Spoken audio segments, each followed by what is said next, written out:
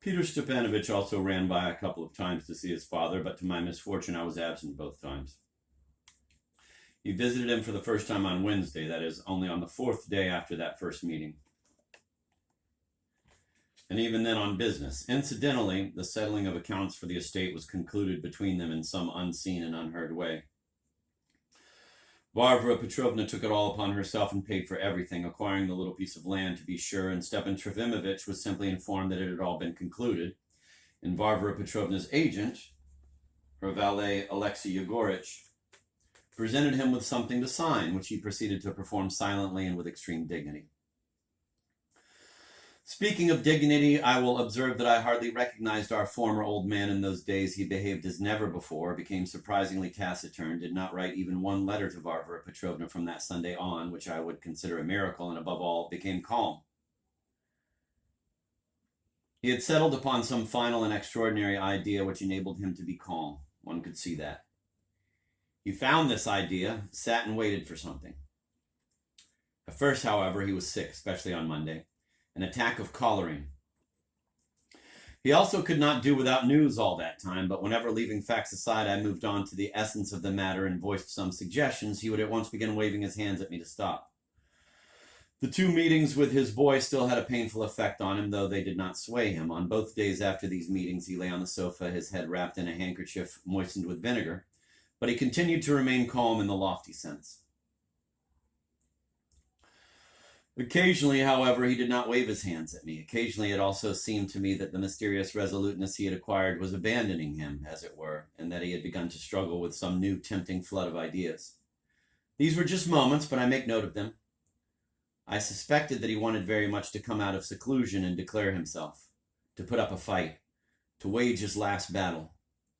Cher, I would crush them, escaped him on Thursday evening, after the second meeting with Peter Stepanovich, as he lay stretched out on the sofa with his head wrapped in a towel.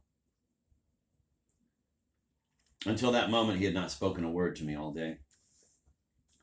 Fils, chérie, and so on. I agree, all these phrases are nonsense, kitchen-maidish vocabulary, but let it be. I see it now myself. I did not give him food and drink. I sent him off from Berlin to the provinces, a nursling by mail, well, and so forth.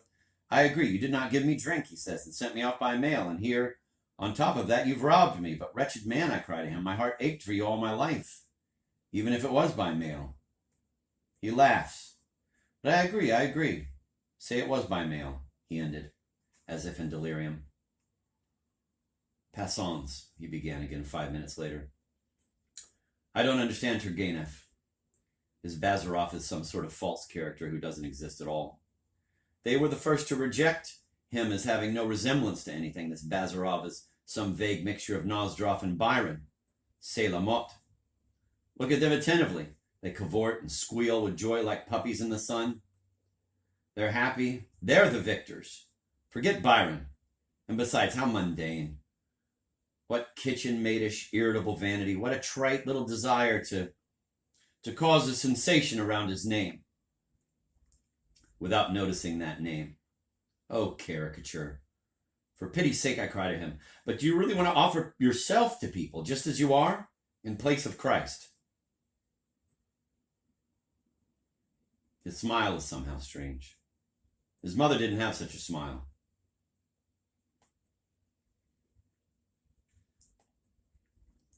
Again, there was silence. They're cunning. They had it all set up on Sunday, he suddenly blurted out. Oh, now, no doubt, I cried, pricking up my ears. It was all patched together with the same seams showing and so badly acted. I don't mean that. You know, they left the seams showing on purpose so that it would be noticed by the right people. Do you understand? No, I don't.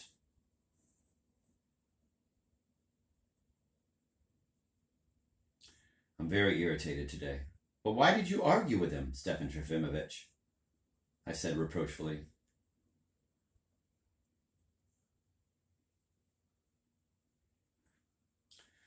Laugh, of course. Go on. Poor auntie. Oh, my friend, would you believe? I felt like a patriot today, but in fact, I've always considered myself a Russian. Yes, a true Russian cannot but be like you and me. There's something blind and shifty or cross-eyed in him. Absolutely, I replied. My friend, the real truth is always implausible. Did you know that? To make the truth more plausible, it's absolutely necessary to mix a bit of falsehood with it. People have always done so. Perhaps there's something here that we don't understand. What do you think? Is there something in this victorious squealing that we don't understand? I wish there was. I do wish it. I kept my silence. He too was silent for a very long time.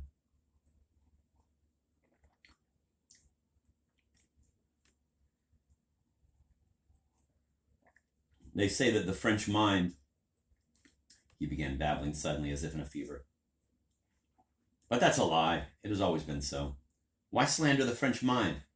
It's simply Russian laziness, our humiliating impotence to produce an idea, our disgusting parasitism among the nations. They're quite simply lazy bones, and not the French mind. Oh, Russians ought to be exterminated for the good of mankind like harmful parasites. It was not for that. It was not at all for that we strove.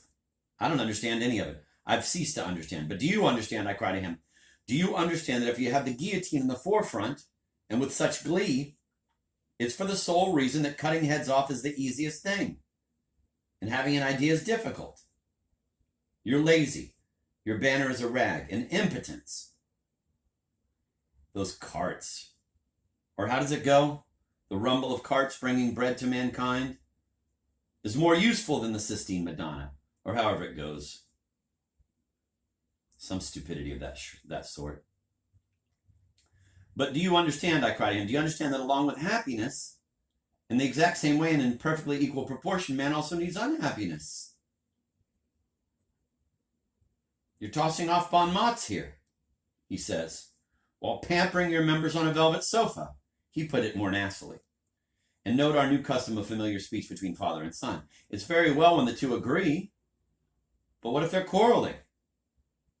We were silent again for about a minute.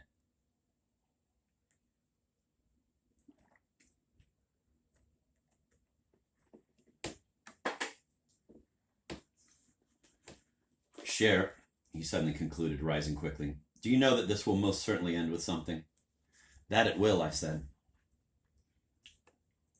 You don't understand. Passons. But in this world, things usually end with nothing. But here, there will be an end. Most certainly. Most certainly. He got up, paced the room in the greatest agitation, and coming to the sofa again, strengthlessly collapsed on it. On Friday morning, Peter Stepanovich went somewhere in the district and was gone until Monday. I learned of his departure from Laputin, and just then, somehow in conversation, found out from him that the Lebyatkins, brother and sister, were both somewhere across the river, in the potter's quarters. It was I who took them across, Laputin added. And dropping the Lebyatkin subject, suddenly declared to me that Lizaveta Nikolaevna was going to marry Mavriky Nikolaevich. And though it had not been announced yet, there had been an engagement and the matter was concluded. The next day I met Lizaveta Nikolaevna on horseback, accompanied by Mavriky Nikolaevich, venturing out for the first time after her illness. She flashed her eyes at me from afar, laughed, and gave me a very friendly nod. All this I conveyed to Stepan Trefimovich. He paid some attention only to the news about the Lebyatkins. And now, having described our puzzled situation during those 8 days when we still did not know anything, I will set out to describe the subsequent events of my chronicle, this time knowingly, so to speak, as they have now been revealed and explained. I will begin precisely from the 8th day following that Sunday, that is, from Monday evening, because it was essentially from that evening that the new story began.